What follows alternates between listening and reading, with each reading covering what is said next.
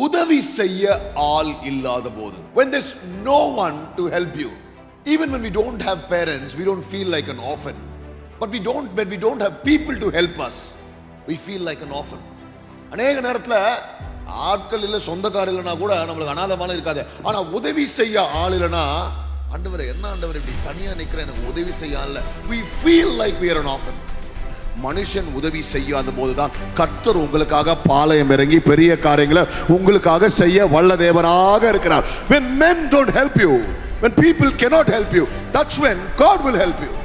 ரொம்ப முக்கியமானனா, நிறைய நேரத்துல மனிதர்கள் செய்கிற உதவியை கர்த்தரே தடை செய்கிறார். ஏன்னா நம்ம அவரை சார்ந்தே வாழ்ந்துருவோம், அந்த மனுஷனை சார்ந்து வாழ்ந்துருவோம். அதனாலதான் சில உதவிகளை கர்த்தர் தடை செய்கிறார். ஆனா அதை தடை செய்த கர்த்தர் நமக்காக ஒரு திறந்த வாசலை வைத்து நமக்கே உதவி செய்ய போகிறார். அல்லேலூயா.